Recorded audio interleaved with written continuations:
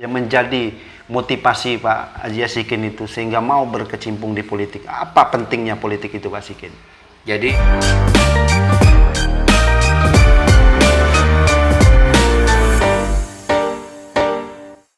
Pak Haji Asikin, sebelumnya ingin tahu dulu ini Pak Haji Asikin ya.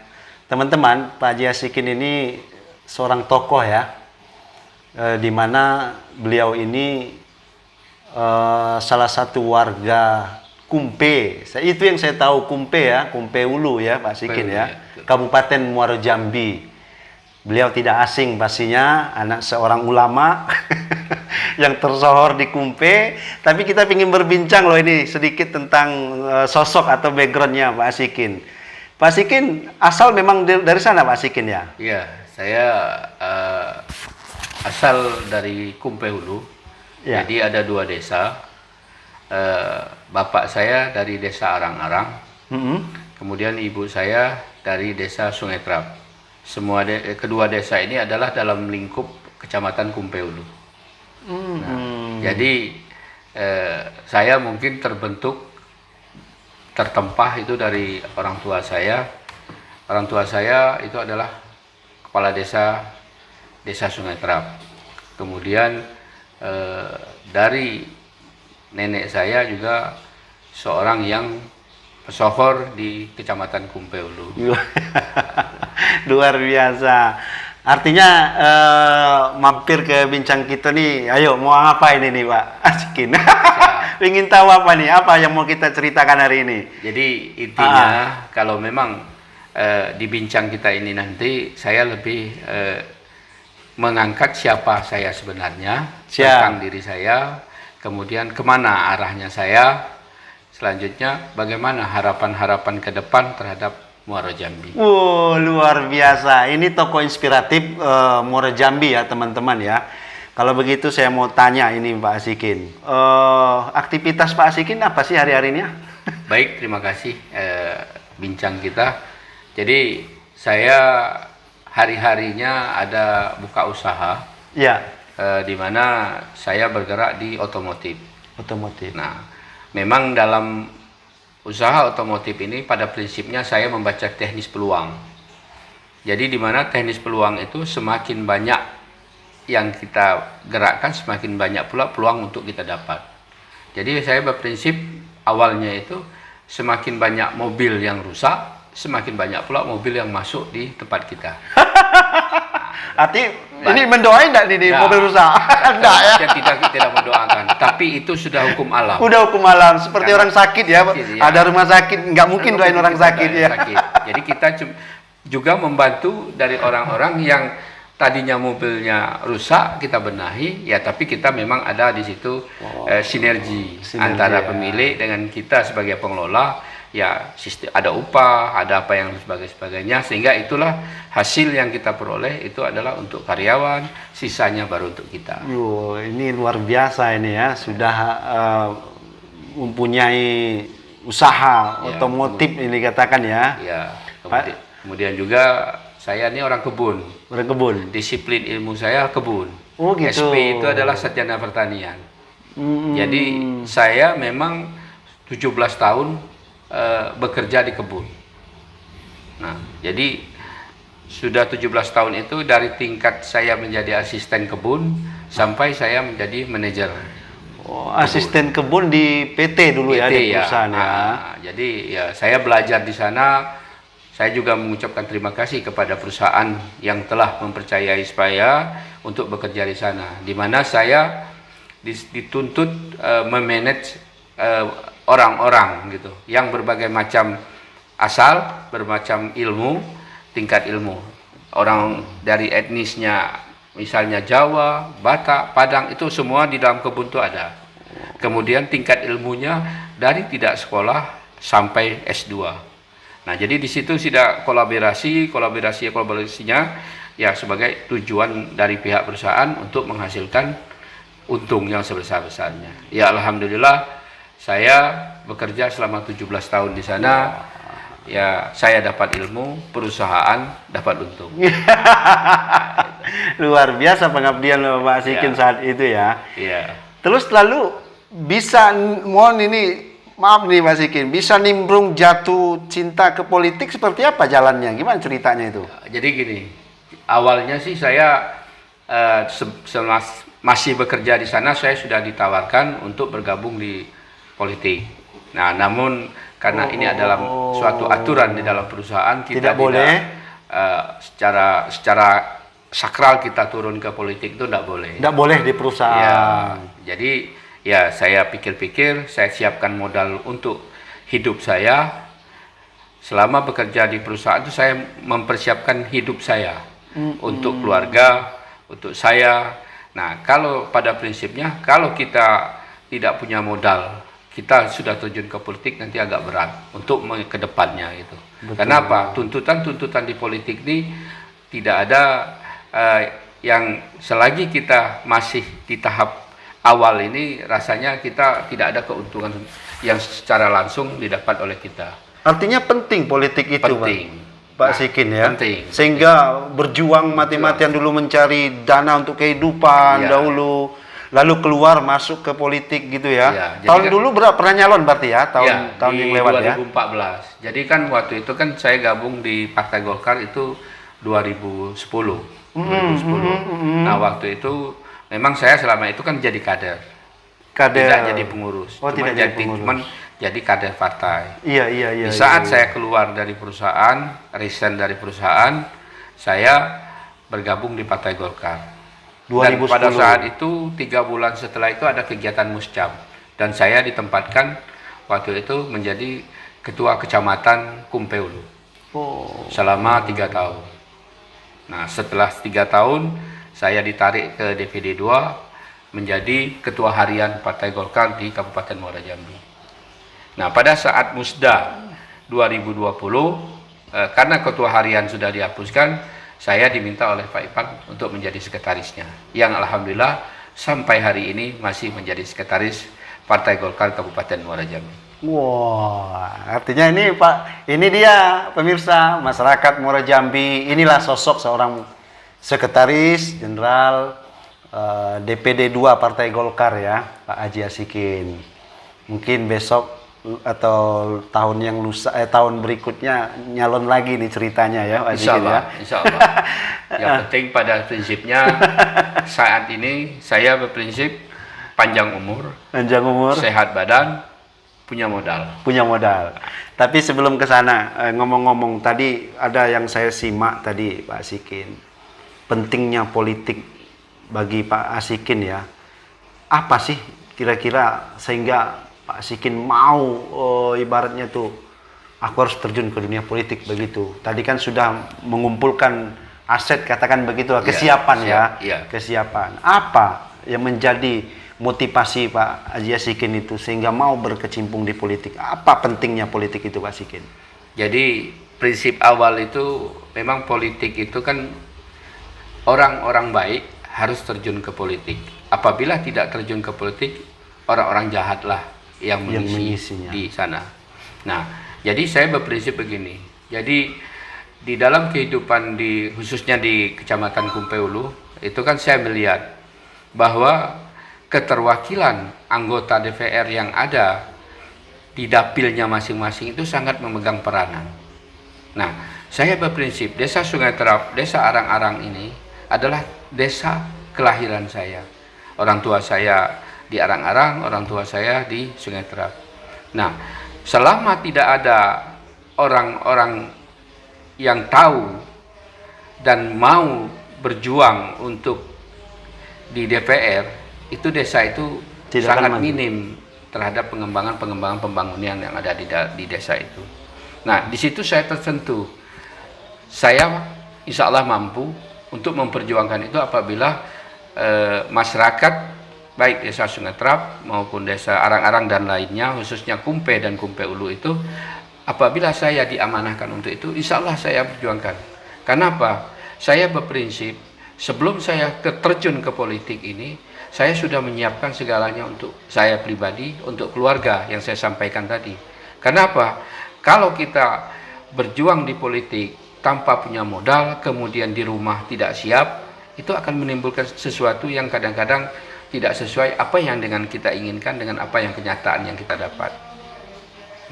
saya yakinlah sisa-sisa hidup ini, sisa hidup saya ini, saya akan mengabdikan diri kepada orang banyak, khususnya masyarakat yang ada di daerah Kumpe maupun Kumpe Ulu. Artinya hari ini yang Pak Haji Asikin lihat ya, kondisi ya secara global, mungkin secara besarnya Muara Jambi lah dulu ya. Tadi sudah bicara khusus Kumpe, nasibnya seperti ini ya. Makanya Pak Asikin ingin terjun, mau menormalkan kondisi itu. Emang secara besarnya apa yang Pak Asikin lihat Muara Jambi ini? Baik, dalam sisi pembangunan ya. Ya. Jadi memang kita kan kalau di Muara Jambi ini kan ya mungkin tergantung dari APBD yang ada. Kalau untuk semaksimalnya itu kan mungkin berat karena 60%, kalau tidak salah itu 60% APBD itu hanya untuk membayar PNS-nya, upah gaji ya. Upah gaji. Nah, tinggal 40% kalau nggak salah ya. Kalau salah tolong koreksi. Nah, 40% itulah yang akan digunakan untuk semuanya. Apakah itu infrastruktur, apakah itu untuk kesehatan, apakah untuk pendidikan. Nah, dan yang lain-lainnya. Sehingga ya kalau itu dipaksakan terus mungkin itu menjadi keterlambatan dalam pencapaian pembangunan yang ada di Muara Jambi. Nah, kita berharap memang orang-orang stakeholder yang ada di Muara Jambi gitu kan, ya dia mampu untuk menggali, mencari ataupun mengusulkan baik itu di tingkat provinsi maupun di tingkat pusat. Jadi sehingga ada hal-hal pekerjaan-pekerjaan ataupun itu ya intinya sumbangan atau bantuan baik dari provinsi maupun dari pusat itu dapat dimaksimalkan untuk menutupi kekurangan-kekurangan dalam hal pengerjaan sesuatu, baik itu dalam infrastruktur, kesehatan maupun yang lain. Oke, tapi hari ini yang Pak Jasikin lihat kayak mana keadaan Muara Jambi? Ya, saya kadang-kadang melihatnya sedih. Kadang melihatnya ya gimana gitu kan. Kenapa? Jika dibandingkan dengan kabupaten lain itu kan ya kita memang saya tidak menutup mata lah, kita memang agak jauh tinggal gitu kan, jauh tertinggal Kabupaten Muara Jambi ya. Nah kedepannya itu kan kita kan berharap gitu kan ya, itu saya bilang stakeholder yang ada di Muara Jambi mulai dari Bupati sampai kepada dinas-dinas terkaitnya mampu mengkolaborasikan apa yang menjadi peran penting di dalam Muara Jambi sendiri, yang skala prioritasnya apa gitu. Jangan semua dikerjain tapi hasilnya tidak ada nampak semua. Betul. Karena tadi keterbatasan anggaran. Tadi. Tapi Pak Haji Asikin, tadi kita jauh dari kemunduran dari kabupaten lain. Ya. Yes. Ketertinggalan, bukan mundur. Kalau mundur berarti dari maju dia ketertinggalan arti dalam segi pembangunan atau infrastruktur. Ya. Tentu secara kasat mata Pak Asikin tadi udah Pak Asikin sampaikan adanya mungkin anggaran yang kurang terbatas begitu ya. Tapi agar itu bisa bangkit, kira-kira masukan apa yang terpenting untuk Muara Jambi ke depan Pak Asikin? Ya, itu tadi saya bilang kan, kalau memang kita hanya mengelola APBD Muara Jambi itu saja pasti tidak akan sanggup untuk ke sana. Nah, tapi kalau itu kita ingin Muara Jambi itu lebih, itu kan memang kita harus menggali ataupun mengajukan dana-dana baik itu dari tingkat provinsi maupun dari tingkat pusat. Nah, selama ini kan kalau itu jalan ya saya bukan ingin mengkoreksi, ingin menjatuhkan salah satu bupati yang ada di Muara Jambi. Tapi ini kan fakta, Pak. Ya, makanya itu saya tidak mau menjatuhkan, gitu kan. Tapi kan ini kenyataan. Nah, itu. Jadi memang kita kan kalau kita ingin maju, ya kita harus gaspol, baik dari sumber daya manusianya maupun sistem pendanaan. Nah, pendanaan itu kan banyak sumbernya. Tadi saya bilang ada APBD provinsi, ada pusat, kemudian juga mungkin bisa menggali dari perusahaan-perusahaan yang ada di Muara Jambi dengan memanfaatkan dana CSR mereka. Karena di tempat saya kerja dulu, dana CSR itu tetap setiap tahun ada keluar. Ada keluar, Penggunaannya. Ya, tapi kan kalau kami dulu prinsipnya adalah yang lebih diutamakan adalah desa-desa yang di sekeliling perusahaan itu pasti akan tersentuh setiap tahun. Apakah itu dalam bentuk fisik, apakah itu dalam bentuk kegiatan, itu selalu ada setiap tahun. Ya, tapi kan sudah, Bu, ini kita nggak apa-apa konteksnya pemimpin ya harus kita koreksi juga, Pak Sikin ya. Jadi bupati sebelumnya, ya kan, artinya pencapaian pembangunannya menurut Pak Sikin gimana? Ya pada prinsipnya kita sih berterima kasih Ya. kepada apakah itu bupati sebelumnya ataupun bupati yang ada sekarang gitu kan. Cuman kalau saya secara pribadi menilainya memang masih jauh. Masih jauh untuk ya. mencapai kesejahteraan daripada masyarakat. Maka tertinggal kabupaten tadi ya. Itu ya. Jadi kan ya ini saya omong ini Bung Idris adalah secara pribadi yang saya lihat, yang saya dengar dan yang saya pelajari. Nah, itu. Oh begitu. Bahwa begitu gitu. Itu prinsipnya gitu. Cuman saya memang tidak ingin menjatuhkan, saya memberi motivasi bahwa untuk kedepannya, nah hal-hal yang tadilah yang saya sampaikan, punya kemampuan, kemudian pendidikan, pengalaman dan sebagainya, itulah yang menjadi modal utama pemimpin-pemimpin Muara Jambi ini untuk memang kalau bertekad membangun Muara Jambi yang lebih baik. Oke. Kalau mau bertekad untuk membangun Muara Jambi akan lebih baik, Pak Sikin, itu dia. Pak Sikin, tentu kan Pak Sikin punya kacamata tersendiri bagaimana cara memperbaiki Muara Jambi ke depan. Mungkin Pak Sikin mau nyalon lagi DPR, ya kan, mudah-mudahan terwujud ya. Insya Allah. Insya Allah duduk di DPRD Kabupaten Muara Jambi ya. Nanti kan bisa mengakomodir nantinya. Insya Allah. Ya kan? Kira-kira nanti Pak Sikin, andai kata sudah duduk, udah jadi, tentu kan ada persiapan, visi misi yang mau konkretnya seperti apa mau dibangun Muara Jambi ini. Tentu Pak Sikin punya apa yang menjadi prioritas untuk pembangunan Muara Jambi ini supaya terlihat Muara Jambi ini memang benar-benar berbenah begitu. Siap. Apa itu Pak Sikin? Jadi kalau saya memang nanti duduk dan juga teman bisnis saya, Bupati. Siapa itu? Ya, baik apakah siapa saja.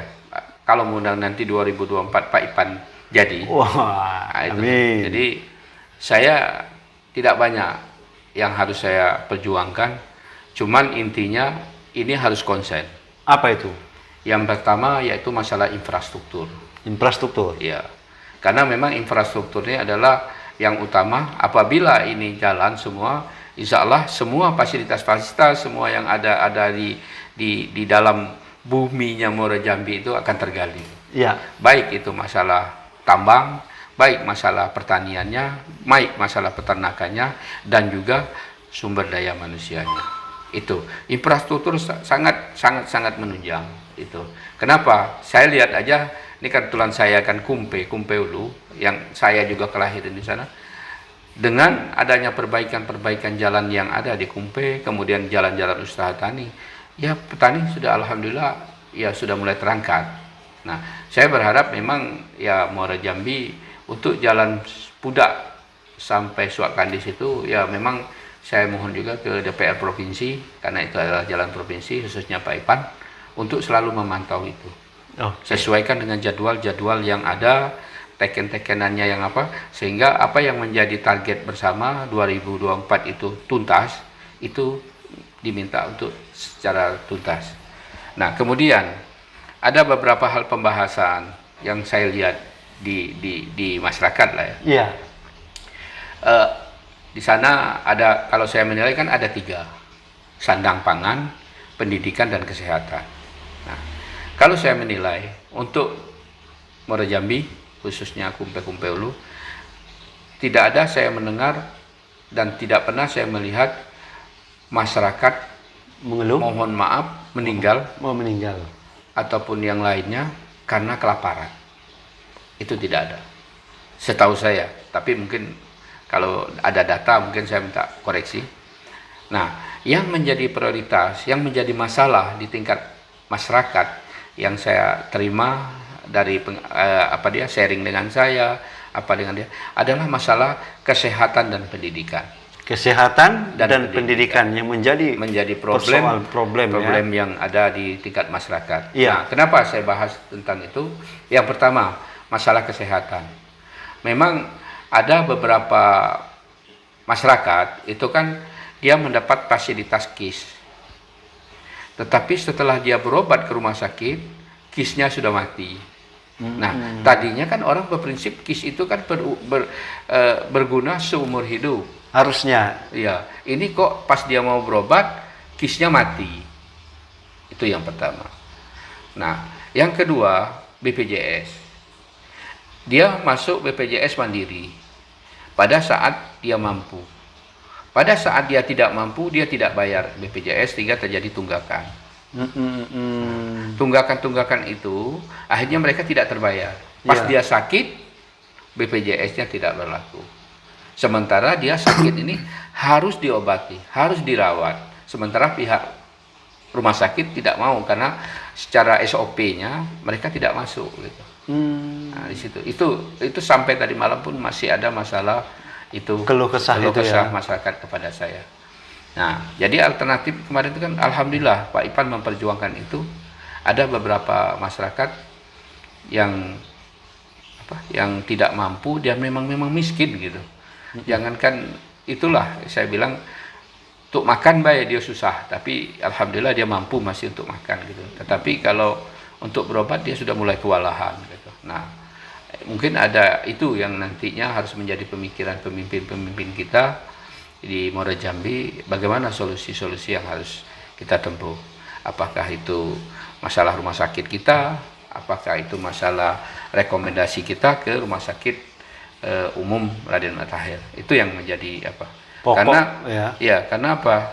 Karena mereka itu kalau sudah bilang tidak bisa, ya mohon maaf, mereka orang awam langsung mengeluh tidak bisa. Nah, sementara ini kan harus dirawat, harus diobati. Nah, itu yang menjadi masalah. Kemudian masalah pendidikan. Nah, kalau saya lihat juga kan pendidikan ini banyak orang-orang anak-anak kita, ya mungkin secara keseluruhan ataupun di Muara Jambi ataupun di daerah saya, dia mampu, pintar. Nah, tetapi dia tidak pernah menerima beasiswa. Baik dari tingkat SMP, SMA maupun di perguruan tinggi. Nah, alhamdulillah saya coba bantu. Ada yang saya bantu urus, ya sekarang masih dalam tahap dia tes selanjutnya. Nah, karena itu saya memang terharu itu. Dia pintar, dia habis, IP-nya 3,95. Dia memang bapaknya hanya pedagang buah keliling, yang dari desa yang pakai keranjang itu keliling-keliling, cuman itu kerja orang tuanya. Nah, kalau itu kita memang ambil, itu kita bantu dengan yang disiapkan pemerintah, misalnya untuk beasiswanya, kenapa tidak mereka yang kita kasih? Nah, kalaupun mereka selama ini dari pemerintah tidak tahu, nah sekarang dia sudah masuk, kenapa tidak itu difasilitasi prioritas? Betul. Nah itu, jadi ya kita Muara Jambi jangan hanya kita lihat sumber daya alamnya saja, tetapi sumber daya manusianya juga harus kita perhatikan. Sisi sosialnya, sumber daya manusianya sangat penting dilihat ya. Iya. Jangan sibuk membangun tapi masyarakat susah juga. Iya. Jadi kan kita kan membangun itu kan untuk kesejahteraan masyarakat. Iya. Nah, sementara kan masyarakat sendiri kan terkendala dari kesehatan dan pendidikannya. Betul. Nah, itu. Artinya ke depan itu akan menjadi prioritas buat Pak Haji Asikin ya. Kalau saya memang tadi diamanahkan oleh masyarakat Muara Jambi, khususnya Kumpe dan Kumpe Ulu, itu menjadi prioritas saya. Dan juga sinerginya dengan Pak Bupati yang terpilih. Pak Bupati yang terpilih. Kalau sinergi itu tidak ada, mungkin kita gontok-gontokan tapi hasilnya tidak ada. Untuk Pak Bupati tadi apa kira-kira masukan ke depan? Pak Bupati sekarang? Untuk ke depan lah, ya kan sama-sama mau nyalon ini. Ya, jadi kalau untuk 2024, saya berpesan kepada calon-calon bupati yang akan terjun ke Muara Jambi, persiapkanlah diri dulu. Dalam artian, terutama apa yang disiapkan? Kemampuan dalam berpikir, Ya. pendidikan, pengalaman, Ya. itu yang menjadi prioritas. Mm-mm. Nah, kalau dia sudah kemampuannya ada, insya Allah kemanapun dia pikirannya itu selalu memperjuangkan macam mana Muara Jambi bisa bangkit. Kemudian pola pikir itu adalah pendidikan. Kalau dia pendidikannya cuma biasa-biasa saja, ya karena memang Muara Jambi ini kan luas, mengelilingi kota kan gitu. Ya. Jadi bekerja memang kalau siapapun yang menjadi bupati Muara Jambi ini memang kerjanya lebih ekstra. Kalau ingin memperbaiki Muara Jambi, kemudian pengalaman. Nah, pengalaman ya mohon maaf nih, seperti Pak Ipan kan, Ya. dia sudah di birokrasi, sudah boleh dibilang sampai tingkat dirjen sudah didudukin dia. Kemudian dari segi legislatifnya dia sudah ikut di dalam ini selama 5 tahun ke depan. Iya. Dari 19 sampai 2024 ya. Nah, dia sudah ikutin itu kan. Sehingga apa yang diinginkan di DPR, apa yang diinginkan di bupati, dia sudah tahu nih, memahami. Karena itu kalau saya lihat ya, saya sih belum pernah duduk, cuman saya lihat kalau di TV, kalau di cerita-cerita kawan, kalau ada sinkron antara bupati dengan DPR agak sulit. Betul. Nah, itu. Karena apa? Artinya hari ini secara apa namanya tadi yang Pak Haji Asikin lihat, apa namanya, yang masuk kategori itu baru Haji Pak Ipan Wirata, begitu? Iya, salah satunya. Salah satunya, begitu? Iya. Ya, saya bukan promosi Pak Ipan. Iya. Karena saya sudah lama bersama beliau. Karena dia memiliki kriteria itu ya, tadi. Kemudian dia juga berbuat, itu sudah nampak. Walaupun dia bukan bupati, hanya berstatus DPR, tapi dia berbuat untuk Muara Jambi itu sudah banyak. Mungkin dari pemirsa bincang gitu, itu bisa lihat dari Instagram beliau, kemudian channel YouTube-nya, channel YouTube-nya bisa dilihat. Dan itu juga bisa jadi modal kita ke depan. Betul. Karena itu rekam jejak. Rekam jejak ya. Ya, jadi kan itu. Jadi ya Iya. saya berharap memang ke depan untuk masyarakat Muara Jambi memang kita sama-sama berhati-hati dalam menetapkan pilihan. Apalagi untuk pemimpin ya. Pemimpin, ya. Baik Pak Asikin, waktunya ini luar biasa perbincangan kita udah cukup mengisi ruang bagaimana ke depan Muara Jambi akan lebih baik lagi ya Pak Asikin. Sebagai penutup ini Pak Asikin, kira-kira apa yang mau disampaikan kepada masyarakat Muara Jambi dan khususnya mungkin di daerah Kumpe Ulu ataupun Kumpe Ilir? Boleh lihat kamera, boleh. Baik, terima kasih kepada Bung Idris dalam bincang kita. Ya, mudah-mudahan ini menjadi inspirasi bagi kita, bagi saya sendiri, kemudian juga untuk warga khususnya Kumpe Ulu dan Kumpe Ilir. Saya bermohon di 2024 nanti insya Allah saya akan mencalonkan lagi, terjun kembali ke dunia politik, khususnya calon legislatif. Saya insya Allah mengutamakan amanah. Jadi mohon doanya, mohon dukungannya